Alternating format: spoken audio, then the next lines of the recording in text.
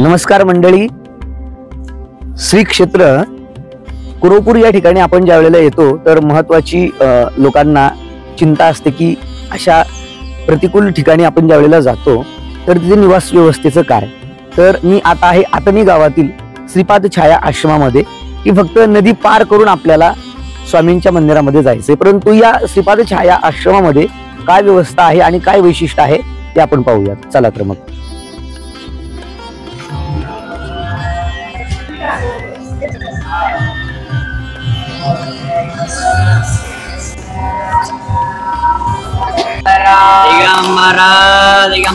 ब्रह्मा विष्णु महेश्वर मंडळी, आता मी ज्या ठिकाणी उभा आहे हा आहे आतनी गावातील श्रीपाद छाया आश्रम। या आश्रमामध्ये आपल्याला अतिशय सुखसोयींनी सुसज्ज अशा पद्धतीच्या खोल्या या ठिकाणी मिळत आहेत। त्यामध्ये एसी आहेत, नॉन एसी आहेत। आपलं ज्याप्रमाणे बजेट असेल त्या पद्धतीची या ठिकाणी व्यवस्था आपल्याला उपलब्ध होते। समोरच यांचं या ठिकाणी जर आपण व्यक्तिगत येणार असाल तर त्यासाठी भोजन प्रसादाची सुद्धा व्यवस्था या ठिकाणी आहे। त्याकरता पूर्वनियोजित एक दिवस अगोदर आपण या प्रशासनाशी संपर्क करणं आवश्यक असतं। चला तर मग इथे एक आगळं वेगळं अशा पद्धतीने उपक्रम सुरू आहे, त्या उपक्रमाबद्दल सुद्धा जाणून घेऊया इथले आश्रमाचे मठाधिपती श्रीपाद चिंतास्वामी यांच्याकडनं।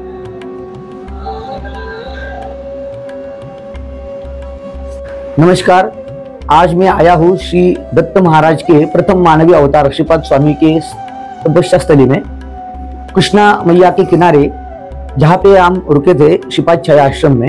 यहाँ एक चीज हमने अलग देखी, यहाँ अहोरात्र दिगंबरा दिगंबरा श्रीपाद वल्लभ दिगंबरा ये नाम जप प्रारंभ है और एक यज्ञ प्रारंभ है। तो ये यज्ञ और ये नाम जप अहोरात्र किस चीज के लिए शुरू है इसके बारे में हम जानेंगे। स्वामी जी महाराज के यहाँ के सर्वे सर्वा है। स्वामी जी, हमारे दर्शकों को बताइए कि ये जो आपने ये दृढ़ संकल्प किया है उसका रीजन क्या है, किस हेतु आप ये नाम चिंतन और ये यज्ञ कर रहे हैं। गुरुदेव दत्त श्रीपाद महाराज की जय। दिगंबरा दिगंबरा श्रीपाद वल्लभ स्वामी दिगंबरा, ब्रह्म विष्णु महेश्वरा श्रीपाद वल्लभ स्वामी दिगंबरा। ఈ శ్రీపాద ఆశ్రమం श्रीपाद श्री वल्लभ स्वामी श्रीपाद स्वामी 700 इयर्स का पहले इधर श्रीपाद महाराज पंचदेव पौड़ में कुछ दरबार चलाने का प्लेस है। कुछ इधर आने वाले को शांति करने के लिए, कुछ प्रॉब्लम रहने वाले को इधर श्रीपाद चरितामृत में पंचदेव पौड़ आने वालों को कुछ प्रॉब्लम सेटल करने को प्लेस है। ऐसा प्लेस के लिए मेरे को श्रीपाद महाराज एक संदेश दिया, इंडिया में पूरा बच्चों को जॉब होना और ठीक टाइम में बारिश गिरना बोल के श्रीपाद महाराज का आज्ञा है। 24 आवर्स 13 इयर्स एक तपस्या बोलता, एक संकल्प है, एक पुष्प बोलता, 24 आवर्स नामस्मरण चलना, 24 आवर्स यज्ञ चलना बोल के बोला। 2018 में अप्रैल 18 को नामस्मरण यज्ञ दोनों एक बार शुरू करना। श्रीपाद श्री वल्लभ स्वामी का आशीर्वाद से अभी 24 आवर्स यज्ञ चल रहे, 24 आवर्स नामस्मरण भी चल रहे। श्रीपाद आश्रम से इधर और अन्नदान भी चल रहे। मॉर्निंग टिफिन चलता, 12 बजे को प्रसाद मिलता, शाम को भी प्रसाद मिलता। ऐसे इधर 24 आवर्स इधर यज्ञ नामस्मरण, गौशाला भी शांति के लिए, इधर मुकोटी देवता गो में बोल के बोलता, ऐसे के लिए इधर गो पूजा भी करता। तो दर्शकों, स्वामी जी के कहने का बात यह है कि कुछ 700 साल पहले यहाँ श्रीपाद स्वामी आए थे पंचदेव पहाड़ में। क्यों आए थे कि यहाँ शांति हो, सुकून हो, और जो आदमी अपने जीवन में दिक्कतें झेल रहे हैं, परेशानियां झेल रहे हैं, तो उनकी परेशानियां निपटने के लिए यहाँ कुछ तपस्या श्रीपाद स्वामी जी ने की थी और स्वामी जी ने इनको साक्षात्कार देके यहाँ नामजप और यज्ञ करने का आदेश किया है। उसी आदेश को मानकर स्वामी जी हमारे भारतवर्ष के सभी युवाओं को अच्छी नौकरी मिलने के लिए और अपने भारतवर्ष में वर्षा एक सही मात्रा में गिरने के लिए, ये दोनों मोटिव के हिसाब से यहाँ स्वामी जी यज्ञ और ये नाम जप अहोरात्र इनके मार्गदर्शन के माध्यम से अविरत शुरू है। इनके इस काम के लिए इस सत्य संकल्प के लिए पद्मावती यात्रा कंपनी की ओर से मैं श्री मनोज महाराज पावसे इनको सादर प्रणाम करता हूँ। इनकी इस पवित्र कार्य को भगवान परमात्मा सही दिशा सत्य संकल्प करके इसको पूरा करे। मी माझ्या परीने माझ्या वाहनाने या ठिकाणी मी तर आलेलोच आहे, परंतु इथे येण्याचा एक यथार्थ मार्ग कसा आहे याबद्दलचं मार्गदर्शन इथल्या स्थानिक प्रशासनाकडून आपण जाणून घेऊया। नमस्कार, मी पद्मनाभ गंधे इथली सध्या व्यवस्था पाहतो। श्रीपाद छाया आश्रम कुरवपूर हे पंचदेव पहाड येथे स्थित आहे। इथे यायचं असेल तर जवळचं रेल्वे स्टेशन कृष्णा आणि रायचूर आहे। तुम्ही रायचूर आणि कृष्णापर्यंत आलात की त्याच्या पुढे तुम्हाला लोकल स्टेट ट्रान्सपोर्टच्या बसेस आणि तुम्ही जास्त लोक असाल तर तुम्हाला ट्रॅक्स अथवा कार सुद्धा उपलब्ध AC नॉन AC मध्ये होऊ शकतात। कृष्णापासून अंतर जास्तीत जास्त 40 किलोमीटर आहे, 1 तासाचा रस्ता आहे आणि रायचूरपासून 57 किलोमीटर आहे, 1.5 तास जातो। इथे आल्यानंतर तुम्हाला इथे AC आणि नॉन AC रूम आम्ही उपलब्ध केलेले आहेत, अगदी नाममात्र दरामध्ये ते आहेत आणि पहिल्यांदा मात्र बुकिंग करून येणं जास्त सोयीचं असेल। आणि इथे आल्यानंतर तुम्हाला आमच्या ह्याच्यामध्ये चहा, नाश्ता आणि दोन्ही वेळचं जेवण आम्ही इथे पुरवू शकतो। जास्त लोक असतील तर जेवणासाठी आधी कळवल्यास आम्हाला त्याची व्यवस्था करता येते। आणि इथे जवळच 200 मीटरवरती नदी आहे, त्यामुळे तुम्हाला एक 5-1 मिनिटामध्ये नदीच्या कडेला पोहोचल्यानंतर तिथून आम्ही बोटीची व्यवस्था केलेली असते आणि तुम्ही बेटावर दर्शनासाठी सहज जाऊ शकता। बेटावरती मूळ मंदिर आहे, तिथे सकाळी 6 वाजता अभिषेक असतो।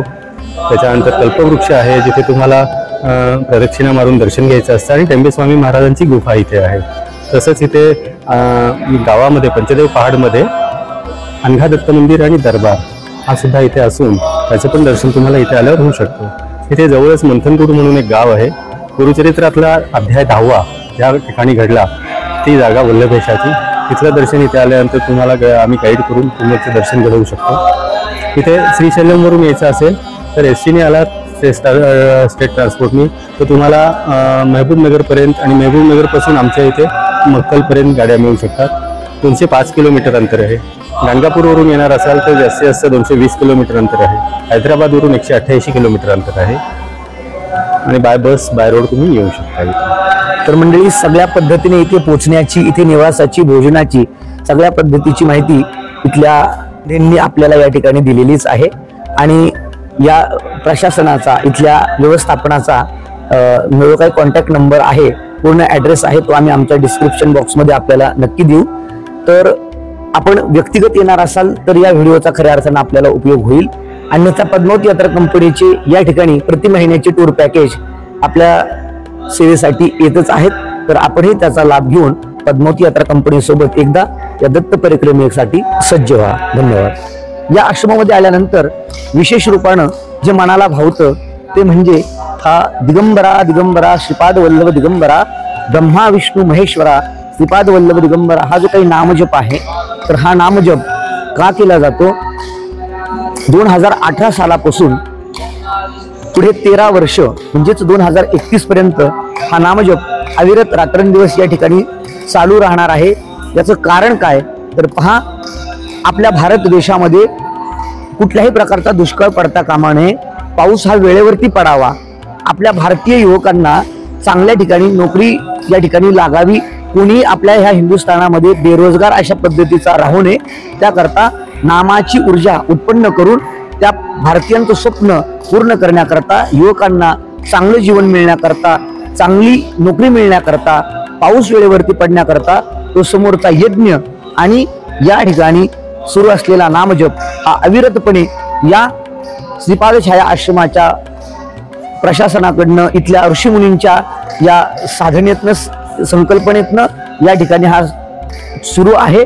तर खऱ्या अर्थानं अशा या ऋषितुल्य सगळ्या व्यक्तिमत्वांना पद्मावती यात्रा कंपनीचा सर्व या नात्यानं एक विनम्र भावानं वंदन करतो। त्यांच्या या कार्याचं मनापासून त्या ठिकाणी कौतुक करतो आणि अशीच सद्बुद्धी आपल्या देशाच्या उन्नती करता प्रत्येक भारतीय नागरिकाला मिळो, भगवान परमात्म्यानं तो विवेक प्रत्येक भारतीयाच्या मनामध्ये बिंबवावा ही प्रभू श्रीपादांच्या चरणी प्रार्थना करतो आणि या ठिकाणी थांबतो। धन्यवाद। आणि हा व्हिडिओ, ही माहिती जर आपल्याला आवडली असेल तर मंडळी या व्हिडिओला लाईक करा, शेअर करा, सबस्क्राईब करा, आपल्या नातेवाईक मित्र परिवारांसोबत हा व्हिडिओ खऱ्या अर्थानं शेअर करा आणि श्रीपाद स्वामींच्या भगवान दत्तात्रयांच्या या रूपाला जाणून घेण्याकरता आपण या तीर्थक्षेत्री जाण्याचा अट्टहास करा.